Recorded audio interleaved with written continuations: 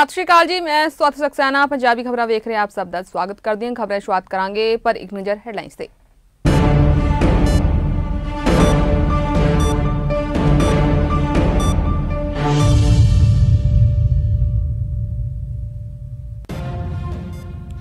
किसान मजदूर संघर्ष कमेटी पंजाब ਵੱਲੋਂ रेल मार्ग ते धरना 8वें दिन भी जारी। केंद्र सरकार ते कारपोरेट घराणिਆਂ ਦਾ ਸਾੜਿਆ ਪੁਤਲਾ।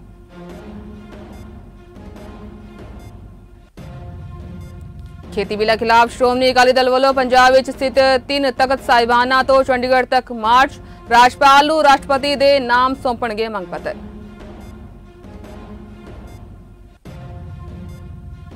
अज तो अनलॉक 5 की शुरुआत। 15 अक्तूबर तो सिनेमा हॉल खुलण की आग्या। 15 अक्तूबर तो बाद खुल सकते हैं स्कूल।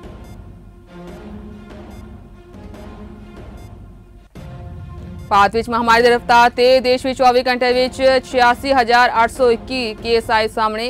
पीड़ितां की गिनती 63 लाख तो पार।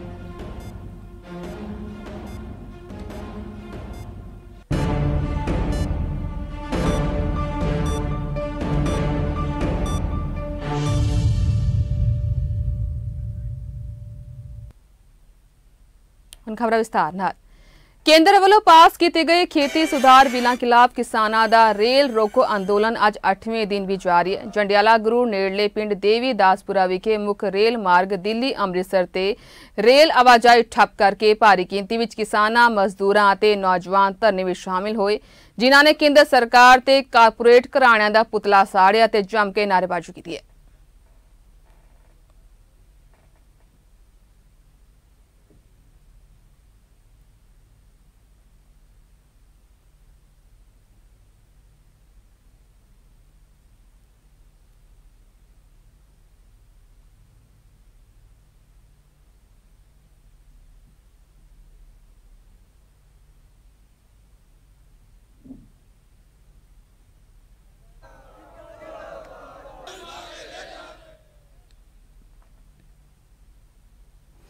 खेती बिलों खिलाफ किसान जथेबंदियों के बराबर आज श्रोमणी अकाली दल भी वड्डा एक्शन कर रहे हैं। अकाली दल वालों पंजाब स्थित 3 तख्त साहिबाना तो चंडीगढ़ तक मार्च किया जा रहा है।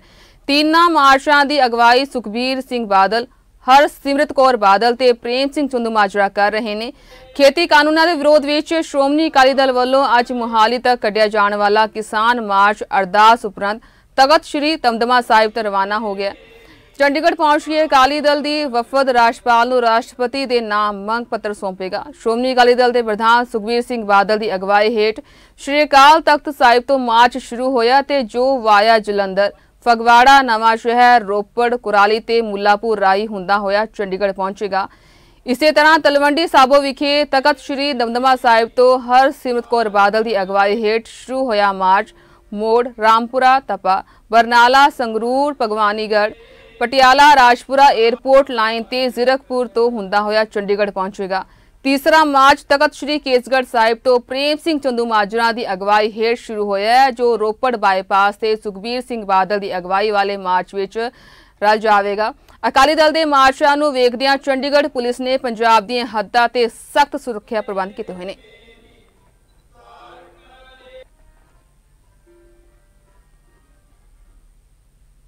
इस तो पहला श्रोमणी अकाली दल के प्रधान सुखबीर सिंह बादल ने सवेरे दरबार साहिब विखे नतमस्तक होए ने। गुरु घर दा आशीर्वाद प्राप्त करने तो बाद सुखबीर बादल की अगवाई विच श्री अकाल तख्त साहिब अमृतसर तो रोस मार्च की शुरुआत की गई।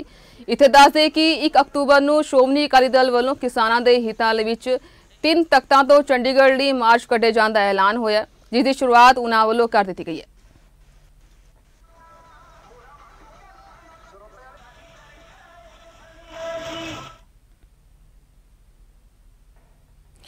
तलवंडी साबो विखे तख्त श्री दमदमा साहिब तो हरसिमरत कौर बादल की अगवाई हेठ शुरू होया मार्च मोड़ पटियाला तो हुंदा होया चंडीगढ़ पहुंचेगा। जिस संबंधी अज श्रोमणी अकाली दल के सनौत विधायक हरिंदर पाल सिंह चंदूमाजरा ने कहा कि श्रोमणी अकाली दल हमेशा किसानां नाल खड़िया ते खड़ा रहेगा।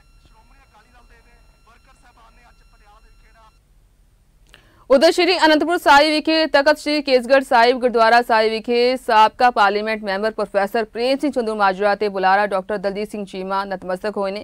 उन्होंने कहा कि श्री अकाल तख्त साहिब अमृतसर तो रोस मार्च की शुरुआत की गई है, जिस राही किसानों को परवाह हुंगारा दिता जा रहा है।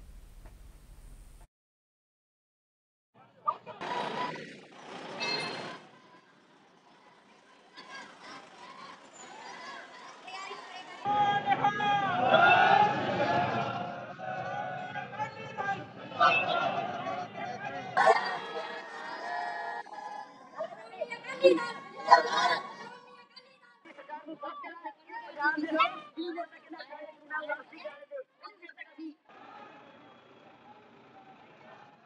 तक साहिबाना तो चंडीगढ़ वालों वहीरा घट चुकिया और मैं समझदा कि इस रोस मार्च ने जिथे लंबे समय तो किसान संघर्ष को शक्ति देनी आ, ताकत देनी आ, उत्थे देश के अंदर एक नवी साफबंदी का आगाज़ करना।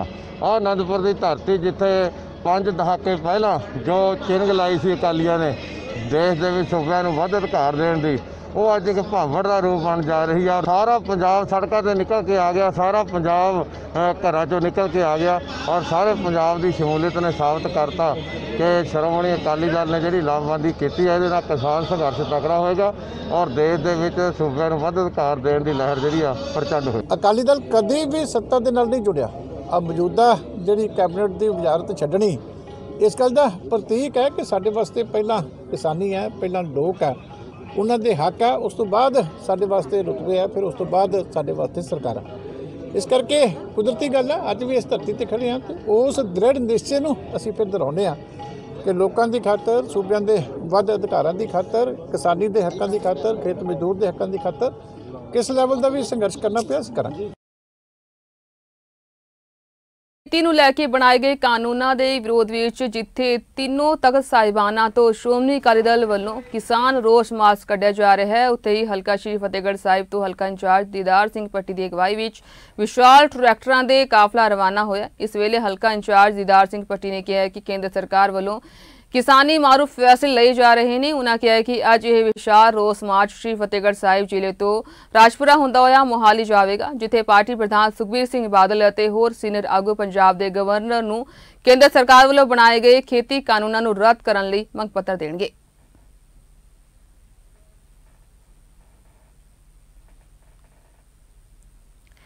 केंद्र सरकार वालों बनाए 3 किसान विरोधी आर्डीनेंस के विरोध विच श्रोमणी अकाली दल के प्रधान और साबका डिप्टी सीएम सुखबीर सिंह बादल की अगवाई विच कढ़े जा रहे रोस मार्च विच शामिल होने लई हलका धर्मकोट तो जथेदार तोता सिंह, साबका खेतीबाड़ी मंत्री की अगवाई विच 500 तो वध गड्डियां दा काफला चंडीगढ़ लई रवाना होया।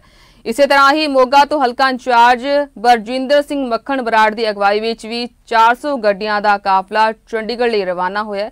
यह काफला इन्ना लंबा सी कि 20 तो 25 किलोमीटर तक पूरी तरह नाल जाम लग्या रहा है।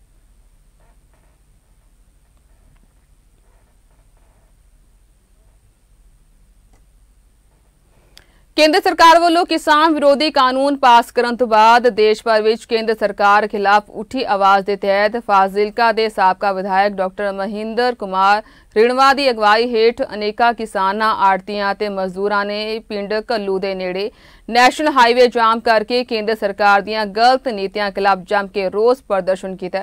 इस मौके जिला परिषद मैंबर सिद्धार्थ रिणवा, सुरिंदर कुमार बिल्लू बेगावाली, सेवा मुक्त एसडीओ लेखराज कंबोज और साबका कौंसलर अशोक विशेष तौर पर पहुंचे सन। इस मौके पत्रकारां नाल गलबात करदियां डॉक्टर महिंदर कुमार रिणवा ने कहा कि केंद्र सरकार ने पहला जीएसटी, नोटबंदी आदि धक्केशाइयां कीतियां ने, हुण ओह किसानां, मजदूरां दे खिलाफ भी कानून पास करके केंद्र सरकार कारपोरेट घराणियां नूं लाभ दे रही है। एक पासे जिथे वख-वख किसानां ते मजदूर जथेबंदियां ने संघर्ष दा रस्ता अख्तियार किया होया, उत्ते ही पंजाब दे कलाकारां वल्लों भी किसानां ते मजदूरां दे मोढे नाल मोढा जोड़ के उन्हां दा साथ दिता जा रहा है तां जो केंद्र वल्लों लागू किए गए आर्डीनेंसां नूं रद्द करवाया जा सके। इस तो इलावा हुण पिंडां दीयां पंचायतां वल्लों भी हक विच नितरियां होईयां खेतीबाड़ी आर्डीनेंसां विरुद्ध मते पाउणे शुरू कर दिते ने।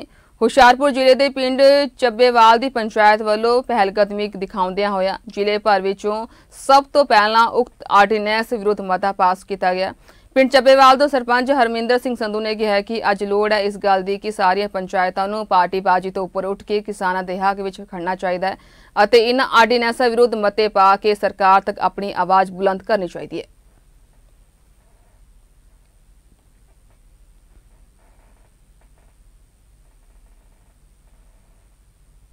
ਹੁਣ ਵਧਦੇ ਹਾਂ ਕੁਝ ਹੋਰ ਖਬਰਾਂ ਵੱਲ। ਅੱਜ ਤੋਂ ਦੇਸ਼ ਵਿੱਚ ਅਨਲੌਕ 5 ਦੀ ਸ਼ੁਰੂਆਤ ਹੋ ਗਈ ਹੈ। ਇਸ ਦੇ ਨਾਲ ਹੀ ਗ੍ਰਹਿ ਮੰਤਰਾਲੇ ਨੇ ਰਿਆਇਤਾਂ ਦੀ ਨਵੀਂ ਸੂਚੀ ਜਾਰੀ ਕੀਤੀ ਹੈ। ਕੇਂਦਰ ਸਰਕਾਰ ਦੇ ਅਨੁਸਾਰ ਦੇਸ਼ ਵਿੱਚ 15 ਅਕਤੂਬਰ ਤੋਂ ਸਿਨੇਮਾ ਹਾਲ ਖੋਲ ਦਿੱਤੇ ਜਾਣਗੇ। ਇਸ ਤੋਂ ਇਲਾਵਾ ਰਾਜ ਦੀਆਂ ਸਰਕਾਰਾਂ ਸਥਿਤੀ ਦਾ ਮੁਲਾਂਕਣ ਕਰਨ ਤੋਂ ਬਾਅਦ 15 ਅਕਤੂਬਰ ਤੋਂ ਬਾਅਦ ਸਕੂਲ ਖੋਲਣ ਦਾ ਫੈਸਲਾ ਕਰ ਸਕਦੀਆਂ ਨੇ।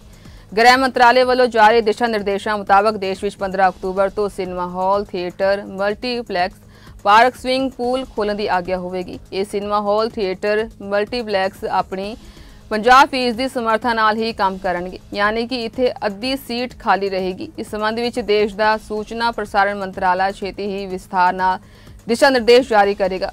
स्विमिंग पूल नूं स्पोर्ट्स की ट्रेनिंग लई खोलिया जा सकता है। 15 अक्तूबर तो बाद स्कूलों ते कोचिंग सेंटरों नूं मुड़ खोलण लई सूबा सरकार नूं फैसला लैण दी छूट दी गई है।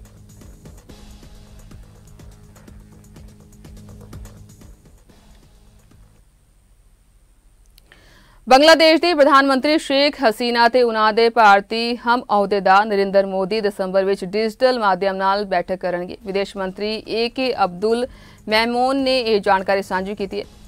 मोमेन ने भारत बांग्लादेश संयुक्त सलाहकार कमीशन की 6वीं बैठक तो बाद यह गल आखी है। कोविड-19 के मद्देनजर डिजिटल माध्यम नाल रखवाई जा रही इस बैठक में मोमेन ने बांग्लादेश का प्रतिनिधित्व किया। भारत वालों विदेश मंत्री S जयशंकर ने दल की अगवाई की। उन्होंने कहा कि दोवें प्रधानमंत्री दिसंबर में बैठक करेंगे।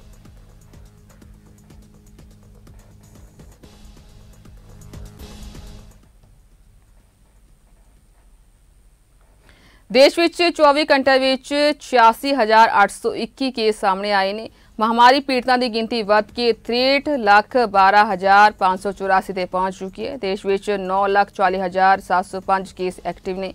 पिछले 24 घंटे में 85,376 मरीजों ने महामारी को मात दी है। हुण तक 52,73,201 मरीज इलाज तो बाद ठीक होए ने। पिछले 24 घंटे में 1,181 मरीजों ने दम तोड़िया।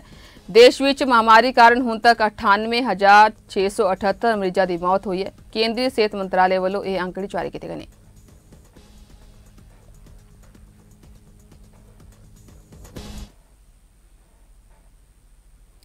कुछ और खबरां वल जलालाबाद रेलवे बाजार विखे स्थित रहेजा बैकरी विच बीती रात अग लगन करके लखा का नुकसान होया। अग शॉर्ट सर्किट के कारण लगी दसी जा रही है। अग इन्नी ज्यादा तेज सी कि उसने पूरी तरह पूरी बैकरी नूं अपनी लपेट विच लै लिया। अग लगन का पता लगन ते फायर ब्रिगेड दीआं गड्डियां ने मौके ते पहुंच के अग ते काबू पाया। लोकां दे दस्सण दे मुताबक बैकरी वाली दुकान का ही नुकसान होया ते किसी का जानी नुकसान नहीं होया। दुकान मालक ने कहा है कि उसका 20 तो 25 लाख रुपए का नुकसान हो गया।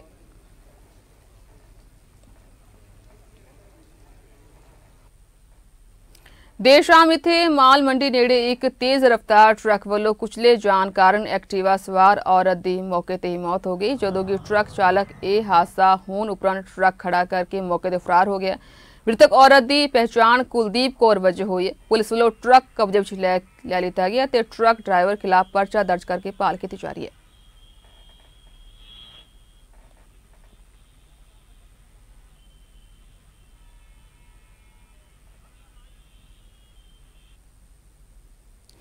बीती 3 दिसंबर को पिंड बहामणी वाला विच खेतों में काम करते किसान सुरजीत सिंह उपर कुछ मोटरसाइकिल सवार नौजवानों वालों गोलियां चला के उसनूं जख्मी कर दिता गया। इस हमले में सुरजीत सिंह नूं 2 गोलियां एक बांह विच अते एक लत्त विच लगी सी। जदों उसदे लड़के करणवीर सिंह नाल भी कुटमार की गई सी, जिस दे चलदे पुलिस ने 17 दिन बाद बीत जान तो बाद मामला हुण दर्ज किया अते 1 महीना बीत जान बाद भी उक्त आरोपी पुलिस की पकड़ विचों बाहर ने। इस बारे सुरजीत सिंह अते उन्हां दे लड़के करणवीर सिंह ने पुलिस अधिकारियों कोलों उक्त आरोपियों की गिरफ्तारी की मांग करदिया कहा है कि उक्त आरोपी शरेआम बाहर घूम रहे हैं अते उन्हां नूं धमकियां दे रहे हैं। इस मामले संबंधी DSP पट्टी कुलजिंदर सिंह ने कहा है कि उन्हां वालों इस मामले में 3 दोषियों खिलाफ मामला दर्ज किया गया, जिन्हां की गिरफ्तारी लई छापेमारी की जा रही है।